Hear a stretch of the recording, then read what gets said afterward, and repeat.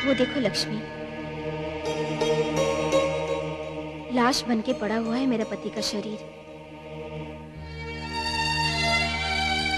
ज्योतिर्लिंग की पूजा करके दीक्षा प्राप्त करने के बाद हम दोनों एकांत में एक पेड़ के नीचे बैठे विश्राम कर रहे थे। एक बच्चे के नादानी पर, उस पर क्रोधित होकर मैंने उसे डस लिया। किसी माँ को अपने बच्चे का दर्द बर्दाश्त नहीं होता। मेरे पति ने उस बच्चे की जान बचाई और ऐसे में वो खुद मर गए। ऐसे में मेरे जीने का कोई मकसद नहीं, इसलिए मैंने अपने पति को पाने के लिए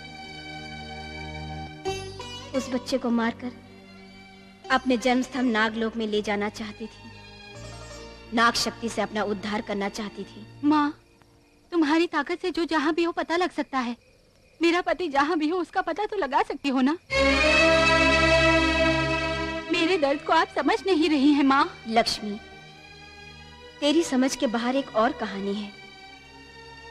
उसके शरीर के अंदर देव शक्ति है, लेकिन इस वक्त उस शक्ति का प्रयोग नहीं हो रहा है।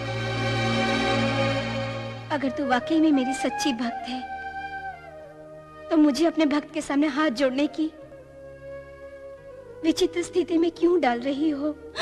माँ, उससे मिलने की बात भूल जा, भूल जा। माँ, शक्ति देने वाली आप ही ऐसा कहेंगी तो हमारा क्या होगा?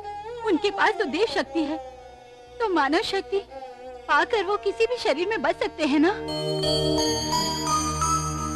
बताओ माँ। लक्ष्मी, मेरे पास जो देव शक्ति है वो मैं किसी को दे नहीं सकती और ना ही उसे दोबारा प्राप्त कर सकती हूँ।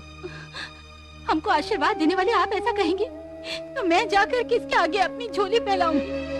तू इतनी सी बात के लिए चिंतित हो रही है लक्ष्मी। मेरे पास जो तपस्या की शक्ति है वो अगर नष्ट हो गई तो किससे कहूंगी? माँ, एक बात समझ लो, उस दिन आपने जान दे के बचाने का वादा किया था। अगर वो पूरा नहीं हुआ तो ज्योतिर्लिंग का क्या होगा? आपके श्रम का फल क्या है? इंसान कम साल जीता है। आपके पति ने मर के जिंदा होने का वादा किया था, तो दोबारा लौट कर वापस क्यों नहीं आ रहे हैं? ये त्याग किस लिए? क्या आप स्वार्थी बन गई है माँ? स्वार्थ तो मानव के लक्षण है, त्याग देव के लक्षण है माँ। सुनो, मेरे पति को मारना है तो पहले मुझे मारो। ये तेरी भक्ति मांग रही है, मुझे मार दो या जिंदा रखो, तुम्हारी मर्जी।